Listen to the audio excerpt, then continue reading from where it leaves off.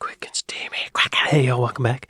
Today we're checking out a quick, steamy history of early railway evolution. So last month I journeyed to the northeast of England for the 200th anniversary celebrations of the opening of the Stockton and Darlington Railway, the world's first public railway to use steam locomotives, and the foundation for the modern railways.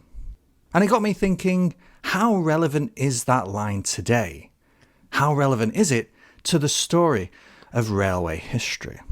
Y'all, be sure to go to Be Here Now and like and subscribe. I reacted to that video, I'm pretty sure. Be sure to check it out. It's very interesting. Look at this.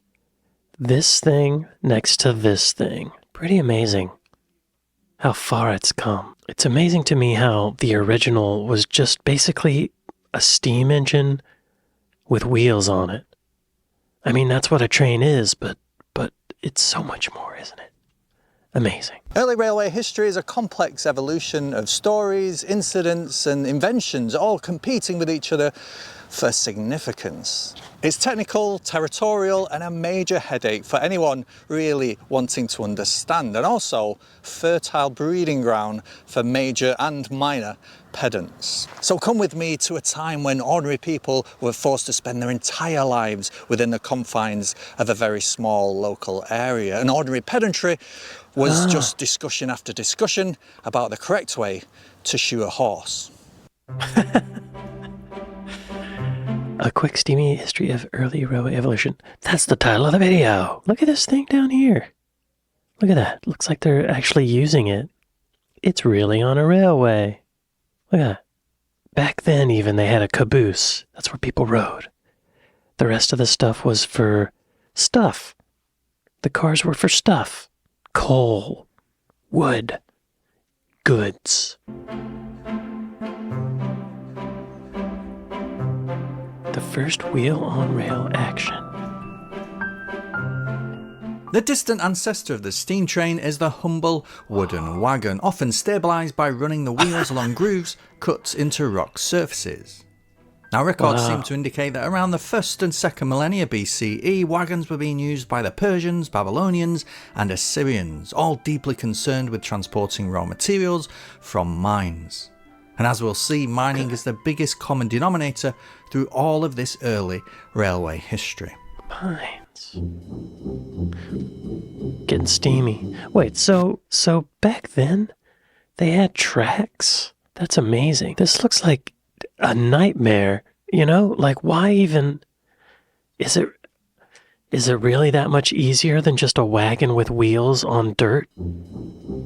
Getting steamy. Using wagons or even poorly paid humans to move goods along was fine, but kind of slow, and so the brightest minds had always wondered whether there was just a better option. Was there a way of moving things along using fuel? Now the steam engine traces itself through a complicated history of great thinkers, including the great Ottoman polymath Taqi al-Din, who was one of the first to understand that a jet of escaping steam could rotate a wheel. The physics of pressure was further investigated by a series of men with increasingly flamboyant hairdos, including Giovanni Battista della Porta, Salomon de Caus, Otto van Guericke and Robert Boyle, after which Boyle's law on the relationship between volume and pressure of a gas is named. Yeah. Then came Christian. Wow, I heard the Romans came up with it, didn't they? There's like that famous ball. I think this is heron. Yeah, heron's aeolipile, whatever you call it. This thing. Oh, the Greeks, ancient Greeks. Okay, not Romans. Then came Christian Huygens, Dennis Papin and Thomas Savary, who can all claim credit for applying these early ideas to more practical purposes. Not wanting to go into the history of the steam engine itself and open myself up to even more pedantry in the comments, let's just say that the first really useful steam engine was designed and built by English inventor Thomas Newcomen and his partner John Calley. And it was so successful that it took 60 years before it was superseded by design of the famous James Watt. By the early 1800s, industrialisation was taking off in Britain and parts of Europe, and the need for mining and transportation of goods was rapidly increasing. Horse-drawn wagonways had appeared all over the place, but the speed and volume simply wasn't enough to satisfy demand. In stepped two men, American Oliver Evans and Cornishman Richard Trevithick, who both realised that you could dramatically reduce the size of the engines by using high pressure steam to push the piston rather than a vacuum to pull it. Unfortunately for Evans, he lived in the United States, which was still a country in its infancy at the turn of the 19th century, but Trevithick lived in Britain, where there was already an infrastructure and an economic demand to indulge his ideas. And so he seized upon this high pressure idea, did away with the condenser, and decided that it was perfectly acceptable to just vent the steam out into the open air. Oh, Big Rick energy. So it was pulling before, and then they made it push? Okay. Yeah, I don't understand how that works. A steam engine vacuum is created when steam is condensed back into water, causing a drop in pressure that is used to drive a piston or pump water. Early atmospheric engines like those by Thomas Newcomen used this principle, where atmospheric pressure would push a piston down into a cylinder after steam inside was cooled by a water spray and condensed. That seems more complicated, doesn't it, than pushing? I don't know. Big Rick energy. In 1800, he built the first engine, Puffing Devil, and a year later amazed the public with a demonstration. It was called the Puffing Devil. To find investors though, and an explosion on one of his engines that killed 4 men seemed to spell an end to his efforts. When iron foundry owner Samuel Humphrey suggested that one of Trevithick's engines could be used to move iron ore to the wharf, rival ironworks owner Richard Crochet bet him it wouldn't work. Up stepped Trevithick, and on the 21st of February 1804, his engine made history by hauling 9 tons of iron to the wharf at Penydarren. Wow. This is perhaps why Trevithick is often referred to as the father of the modern railways. In 1808, Trevithick gave passengers in London a ride on a short oval-shaped track using the engine Catch Me Who Can as a way of promoting steam locomotion for passenger use. But the exhibit was only temporary, and Trevithick continued to struggle to gain support for his railway ideas. Wow, people just couldn't see it. I'm surprised. People could not imagine how this would be profitable. Wow. And he even built a mock-up giving people, like, I feel like that would just blow people's minds. Take my money. Let me invest. But I guess it didn't. That's hard to imagine. The lack of imagination is hard to imagine. Richard Trevithick. He was born in Cornwall. Oh, you can see it at the Science Museum in London. This Trevithick's number 14 engine. Oh, so before Trevithick did this new style of steam engine that left out the condenser, the engines were too heavy to carry themselves. So he figured out that hurdle, made it lighter, it could actually push itself along. And he's the one who came up with the idea of the chimney. Oh, that tragedy where those 4 people were killed by his engine was called the Tragedy at Greenwich. But it led to him changing the design and put safety valves into it. Wow, that's amazing. Oh, it also had a lead plug that could be melted. Is that what I'm reading? I mean, that guy was brilliant. Humping yards, In 1812, Matthew Merry built the world's first successful commercial railway operation by using steam engines on the world's first rack railway, the Middleton Railway in Leeds, which, just to further grind itself into the history books, is also the world's oldest railway still in operation. His engine, the Salamanca, was the first to use 2 cylinders and used a crankshaft so that the locomotives could start anywhere from rest. By now, major engine innovation had drifted... What do you mean? So before that, it couldn't start anywhere from rest? I guess people had to push it like an old car? I didn't realize it would be so complicated. By now, major engine innovation had drifted even further northward to the Newcastle area, where collieries were expanding rapidly. Owner of the colliery at Wylam, Christopher Blackett, had replaced his wooden wagonway with L-shaped plate rails, and finding Richard Trevithick retired, asked his manager William Headley and foreman Timothy Hackworth to develop their own locomotive. Moving away from the rack, Headley and Hackworth created Puffing Billy, an engine that used the science of adhesion, which is the most common type of railway now in use around the world. Adhesion? What is adhesion? Adhesion. Not adhesion, no. Adhesion. Is that not a word? Adhesion is a misspelling of adhesion. Okay, thanks, robot. Puffing Billy. What a name. Puffing Billy is the world's oldest surviving steam locomotive, constructed in 1813 to 1814 by college viewer William Hedley, engine wright Jonathan Forster, and blacksmith blah blah blah. It was employed to haul coal. It had 2 vertical cylinders, one on each side of the boiler, and partly enclosed by it, and drove a single crankshaft beneath the frames from which gears drove, and also coupled the wheels, allowing better traction.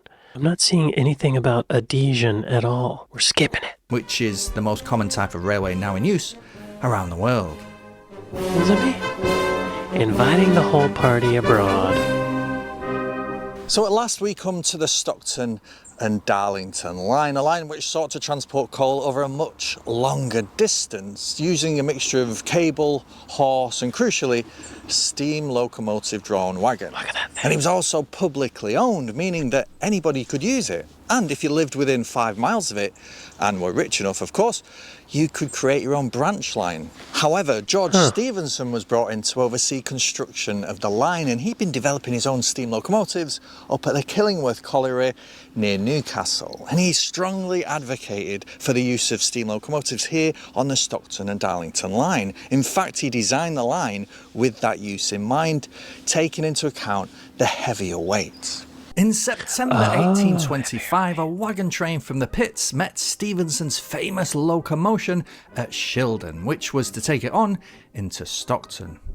However, this was opening day of the line, and to show off, Stephenson had waiting a carriage called Experiment and multiple coal wagons fitted with seats, ready to take 550 or so passengers along for the ride. Many beforehand had contributed to this moment, but this was a milestone in railway history. Passengers riding on a public railway pulled by a steam locomotive for the first time properly. This is perhaps why Stephenson is often referred to as the father of the modern railways. But passenger trains weren't a permanent established fixture on the line until 1833, by which time another railway had stepped into the history books. This one with even grander. Wait. Look at Passengers this thing. riding on a public railway pulled by a steam locomotive for the first time. So those pistons, okay, there's something inside there being burned. There's a bunch of water, and it's heating up, turning to steam, and it's pushing these pistons, and the pistons are going like this, but then the pistons are connected to the wheels. These long things. Wow. It seems so rudimentary. Like I feel like I could invent a locomotive when I see that. But what makes it go forward? Like why does it go like that instead of like this, right? Because the piston's just going up and down. What's keeping the wheels from going like this or like this? It is amazing that someone thought, hey, let's make a car with seats. People can ride in it. That probably seemed wild. What? That's not safe. But this was a milestone in railway history. Passengers riding on a public railway pulled by a steam locomotive for the first time properly. Wow. This is perhaps why Stephenson is often referred to as the father of the modern railways. But passenger trains weren't a permanent established fixture on the line until 1833, by which time another railway had stepped into the history books. Those look This one modern. with even grander plans. Hot, dark tunnels. In the late 1820s, construction began on another line, this time between the busy port town of Liverpool and the busy cotton spinning textile town of Manchester. Now, for about half a century, both these places have become two of the most industrialised on earth. Manchester in particular becoming a powerhouse of a city full of mills. Liverpudlian corn merchant Joseph Sanders and Manchester's largest spinning mill owner, John Kennedy, drove the idea of a railway between the two towns. Initially, the surveyor was a man called William James, a visionary who envisioned... Look at these cars. There's no roof. It's just like a bucket with wheels. And people are riding on it. Initially, the surveyor was a man called William James, a visionary who envisioned a national rail network connecting industrial heartlands spanning the country. This is perhaps why James is often referred to as the father of the modern railways. However, James filed bankruptcy and got all... I'm just realizing that he said that several times. It was Stevenson, and now it's this James guy. I think he said it before that, too. As the father of the modern railways. However, James filed bankruptcy and good old George Stevenson made the trip down south to Lancashire and Merseyside to finish the job. And in the end, mostly sticking to the route James had already picked. When the line first opened in 1830, it became the world's first fully steam-powered passenger railway service between two significantly sized places anywhere in the world. In the whole of world history. Wow. Anywhere on Earth, Wow. in fact. Anywhere in the solar system, really. Yeah, universe, you could say. Buffers, this hooks, bridge and over chains. the River Irwell in Manchester is the oldest railway bridge to cross a major river. And this viaduct at Sankey is the world's oldest railway viaduct and still in use. It was the first line to introduce proper signalling and a timetable. It's not crumbled away yet. If this was in America, it would be on the ground. It was the first line to introduce proper signalling and a timetable. It also set many principles other railways would follow. Its gauge was set by Stevenson to match those of his locomotive works in Newcastle, 4 foot 8.5 inches, or 1,435 millimetres, which eventually became the British standard. Oh. Its method of coupling... I've wondered about that. Yeah, why is that the case? Why that distance? I've always wondered. Why not a little wider, right? They're a little thin. Maybe it's because of the way they turn, and if it was wider, they would need more like a wider turning radius or something. Also, who figured out this scheduling thing? That must have been a nightmare to figure out. Surely there were times where the train was coming up on some other train that was just lagging behind schedule, right? That had to have happened. And then what do you do? I don't know. Its method of coupling wagons and locomotives, its hooks and buffers, were also mostly copied by other railways in the UK and overseas too. Another record, Wapping Tunnel, which took goods straight beneath Liverpool to the dockside, was the world's first railway tunnel bored underneath the metropolis. Not to be confused with the Fritchley Tunnel in Derbyshire, often described as being the oldest railway tunnel in the world, which is fine because it is. That was part of the Butterley Gang Road dating back to 1793, which was a simple tramway carrying limestone to the Cromford Canal and had to pass through a short tunnel beneath an existing road. The tramway and tunnel were overseen by engineer Benjamin Outram, who favoured this type of railway and was one of the first to envision a national rail network connecting industrial heartlands spanning the country. And that's why he's considered the father of the modern railroad. This is perhaps why Outram is often referred to as the father of the modern. I knew it was coming. Okay, climax. A lot of S-word innuendo in these chapter titles. By the late 19th century, railways had spread not only across Britain but across many parts of the world. They boosted economies enormously and gave real advantages to anyone that adopted them. To say the least. But Britain had already started to fall behind. The engineering innovations that occurred abroad with widespread adoption of diesel engines and then, later, high-speed rail. Now today our railways have had so little investment that despite being such a tiny island, we struggle to provide even a basic reliable service. In many ways, Britain's early development of the national railway network has come to work against it. The old network needs constant updating and upgrading with very little room for manoeuvre.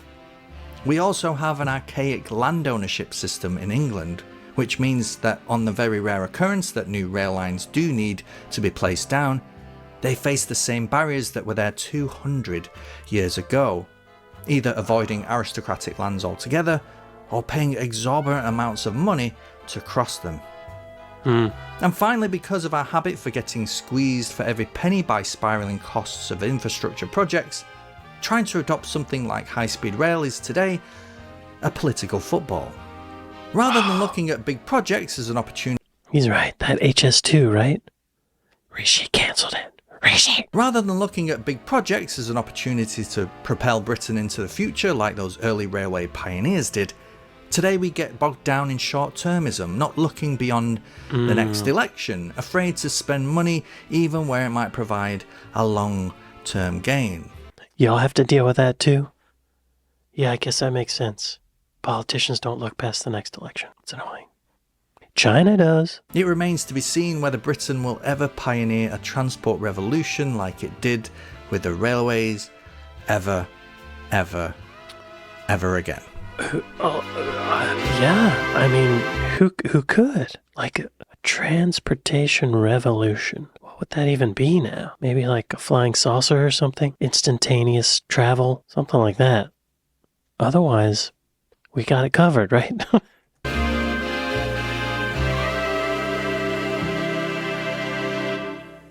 Oh, y'all be sure to go to Be Here Now and like and subscribe. It is amazing that for so long it was about mining. It's carrying rocks from a mine, and that led to trains. I recently also learned that most of America's rail lines were made with British steel, which I thought was amazing. Was it 70% or 90% of all the steel used in America for a certain amount of time came from Britain? Sheffield, specifically. Look at this one. That's steam? Wow. This is the fastest steam locomotive, reaching 126 miles per hour, 203 kilometers per hour, on the 3rd of July, 1938. Wow. That looks like a modern...